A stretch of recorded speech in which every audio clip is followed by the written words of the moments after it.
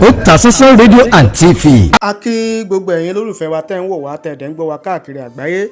Ojú tẹ́ fi ń wò wá kò ní fọ́, etí tẹ́ fi ń gbọ́ wa kò ní di láṣẹ Èdùmàrè. Eléyìí tí a tún mú wá fún yín nínú àtúpalẹ̀ ìtàn.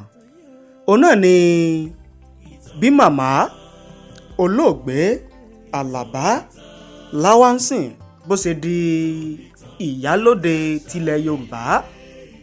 A fẹ́ ṣe àtúpalẹ̀ ọ̀rọ̀ àwọn ìtàn tó rọ̀ mọ́ bíyà yìí bó ṣe di ìyálóde ilẹ̀ Yorùbá lápapọ̀. Àwọn oyè ìbílẹ̀ wo ni màmá Lawson Alaba ló ti dìmú kó tó di pé ó di ìyálóde tilẹ̀ Yorùbá?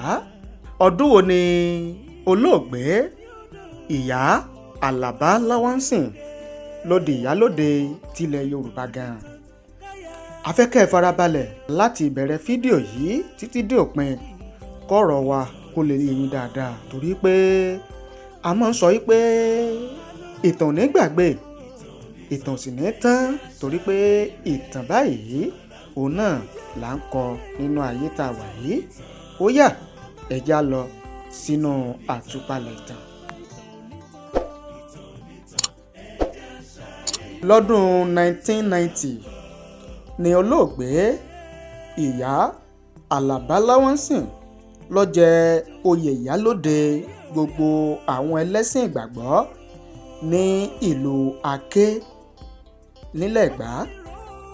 Nígbà tó di ọdún 1999, pẹ̀lú akitiyan àti ìgbìyànjú olóògbé ìyá Alaba Lawson lórí bí ìlú Abẹ́òkúta ó ṣe máa gbèrú sí nípa ọrọ̀ ajé àti bí ìdàgbàsókè yóò ṣe máa bá ilẹ̀ Ẹ̀gbá ní gbogbo ọ̀nà, ọba Aláké tilẹ̀ Ẹ̀gbá nígbà náà, ọba Lípẹ̀dé, ó bá fi olóògbé ìyá Alaba Lawson jẹ oyè ìyálóde ilẹ̀ Ẹ̀gbá lọ́dún 1999. Lẹ́yìn ọdún 9 tó ti jẹ ìyálóde àwọn ẹlẹ́sìn ìgbàgbọ́ kiriyó nílùú Aké, ṣe rántí? Gẹ́gẹ́ bí àtúpalẹ̀ ìtàn, àkọsílẹ̀ jẹ́ ká mọ̀ pé aáwọ̀ kan wáyé láàrin màmá yìí olóògbé Alaba Lawson àti ẹni tó jẹ́ gómìnà ìpínlẹ̀ Ògùn nígbà náà, Ọ̀túnba Gbénga Daniel. Aáwọ̀ náà lè débi wípé ó ní í ṣe pẹ̀lú bí ìgbésẹ̀ ṣe wáyé láti rọ olóògbé Alaba Lawson lóyè gẹ́gẹ́ bí ìyálóde ilẹ̀ Ẹ̀gbá nígbà náà. Kò pẹ́ kò jìnnà tí ìròyìn jáde lórí rédíò wípé ààfin Aláké ilẹ̀ Ẹ̀gbá ti rọ olóògbé Alaba Lawson lóyè gẹ́gẹ́ bí ìyálóde tilẹ̀ Ẹ̀gbá.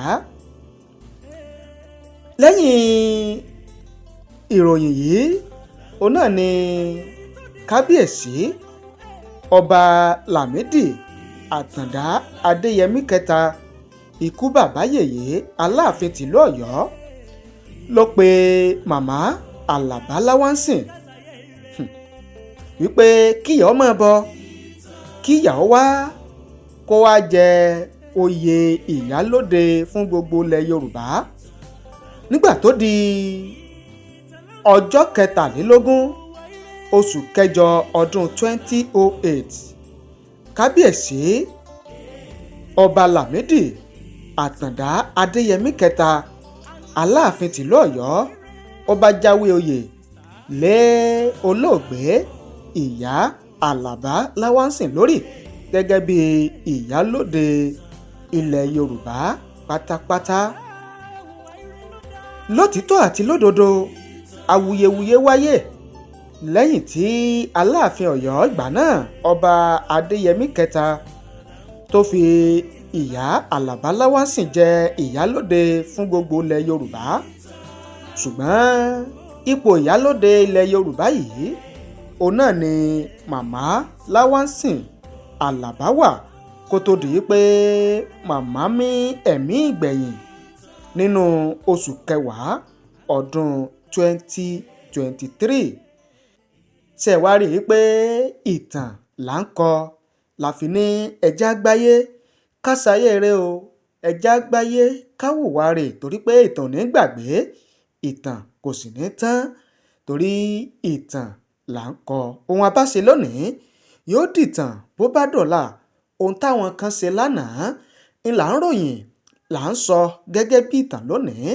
ohun táwa náà ń ṣe lénìí, tẹ́yìn náà ń ṣe lénìí, tíwọ náà ń ṣe lénìí, yóò padà dìtàn bó bá dọ̀la o. la fi sọ wípé ẹja gbáyé ká ṣàyè rè, torí pé ìtàn là ń kọ.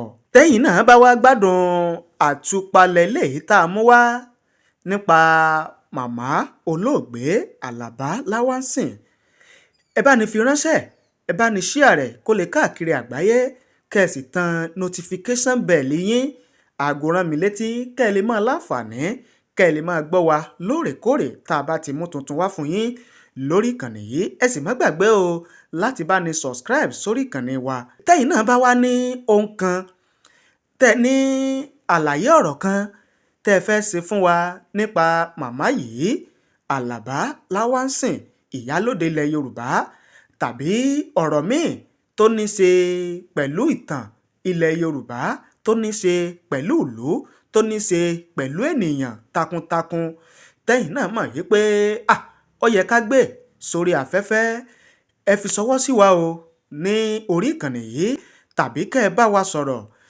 ní orí aago tẹ́ ń wò lójú móhùnmáwòrán yín yìí.